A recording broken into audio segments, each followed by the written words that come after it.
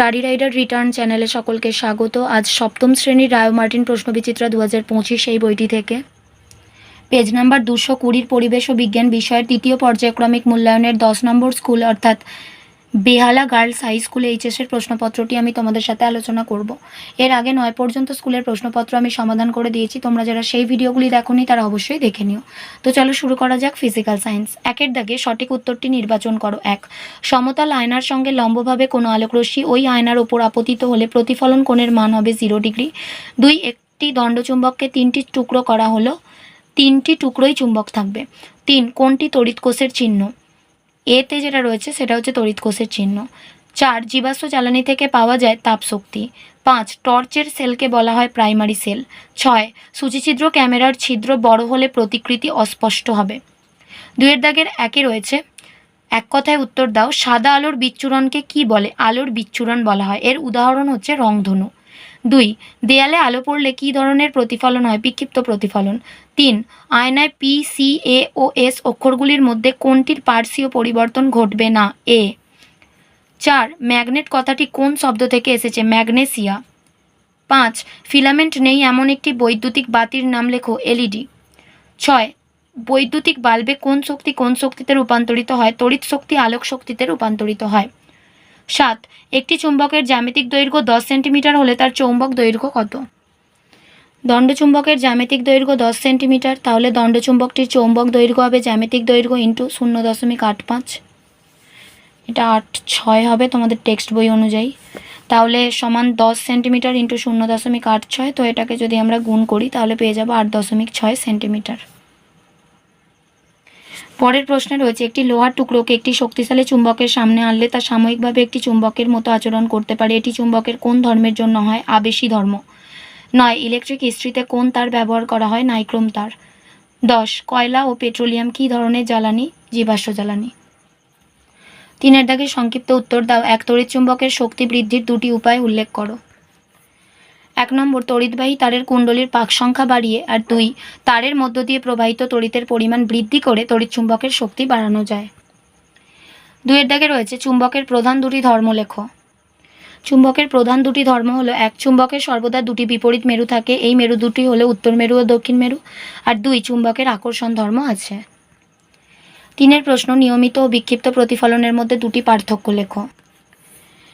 বিষয় 1 নম্বর হলো তলের মসৃণতা। নিয়মিত প্রতিফলন, প্রতিফলক তল মসৃণ হওয়া প্রয়োজন। বিক্ষিপ্ত প্রতিফলনে প্রতিফলক তল অমসৃণ হওয়া প্রয়োজন। 2 নম্বর হলো প্রতিফলিত রশ্মিগুচ্ছের অভিমুখ।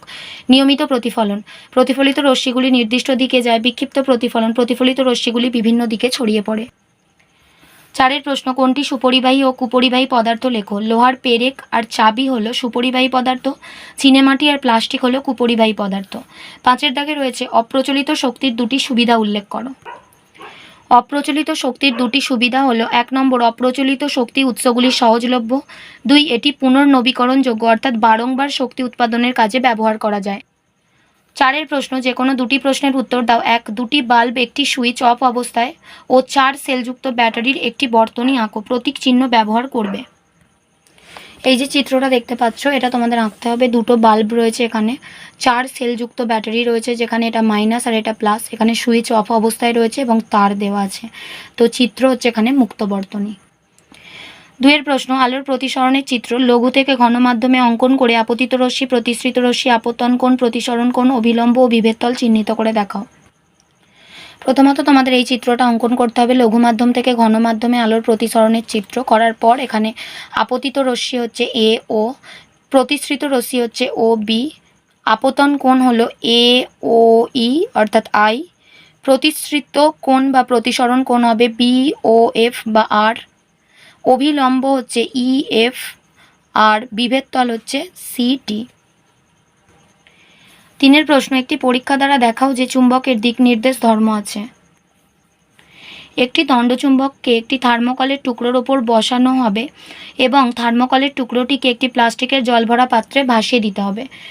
জল স্থির হলে এবং চুম্বক সহ থার্মোকল সাম্যাবস্থায় এলে দিকদর্শী ধর্মের প্রভাবে এক্ষেত্রে চুম্বক সহ থার্মোকলটি উত্তর দক্ষিণ দিক বরাবর স্থির হয়ে দাঁড়াবে।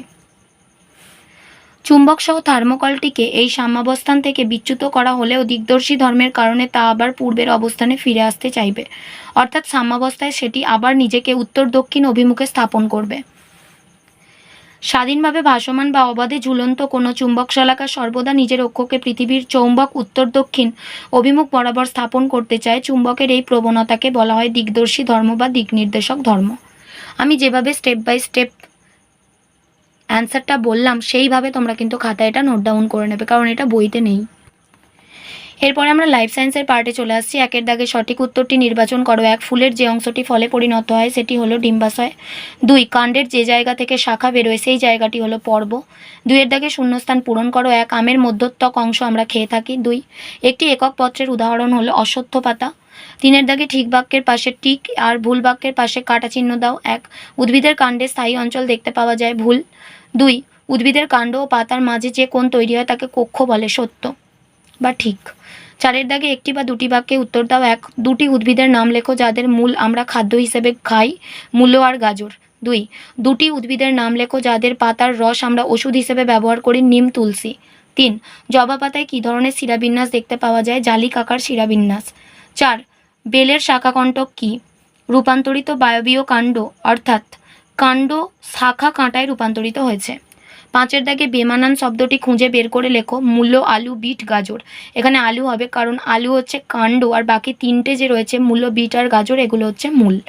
6 দাগে রয়েছে সম্পর্ক নির্ধারণ করো। পরাগধানী, পরাগরেণু, গর্ভাশয়ের ডিম্বক। 7 দাগে আমি কে লেখো। আমি ফুলের অন্যান্য স্তবককে কুঁড়ি অবস্থায় ঢেকে রাখি। আমি বৃতি। 8 দাগে রয়েছে নিচের প্রশ্নগুলির যথাযথ সংক্ষিপ্ত উত্তর দাও। 1, একটি আদর্শ পাতার অর্থাৎ জবা পাতার চিত্র অঙ্কন করে বিভিন্ন গঠনগত অংশ চিহ্নিত করো। এই পাতার চিহ্নটা তোমাদের আঁকতে হবে এবং আঁকার পর এখানে যে সমস্ত অংশগুলো চিহ্নিত করা আছে সেগুলো তোমাদের চিহ্নিতকরণ করতে হবে। 2, স্বপরাগযোগ ও ইতর পরাগযোগ কাকে বলে? উদাহরণ দাও। স্বপরাগযোগ, যখন কোনো ফুলের পরাগরেণু সেই ফুলের বা ওই একই গাছের অন্য ফুলের গর্ভমুণ্ডে স্থানান্তরিত হয় তখন তাকে স্বপরাগযোগ বলে। এই প্রকার পরাগমিলনে বংশ পরম্পরায় উদ্ভিদের বৈশিষ্ট্যের কোনো পরিবর্তন ঘটে না, যেমন সিম, টমেটো, সন্ধ্যামালতী, রঙ্গন, দোপাটি, কুমড়ো প্রভৃতি। ইতর পরাগযোগ, কোনো ফুলের পরাগধানী থেকে পরাগরেণু একই প্রজাতির অন্য কোনো উদ্ভিদের ফুলের গর্ভমুণ্ডে স্থানান্তরিত হলে তাকে ইতর পরাগযোগ বলে। উদাহরণ তাল, পেঁপে, চাঁপা, আকন্দ প্রভৃতি। আজ এ পর্যন্তই। ভিডিওটি ভালো লাগলে অবশ্যই একটা লাইক দিও, আর পড়াশোনা সংক্রান্ত এরকম আরও গুরুত্বপূর্ণ ভিডিও পেতে বিনামূল্যে আমাদের চ্যানেলটি সাবস্ক্রাইব করে পাশে থাকা বেল আইকনটি প্রেস করো আর বন্ধুদের সাথে শেয়ার করো। ভালো থেকো, খুব তাড়াতাড়ি ফিরে আসছি নেক্সট ভিডিওতে। Thanks for watching.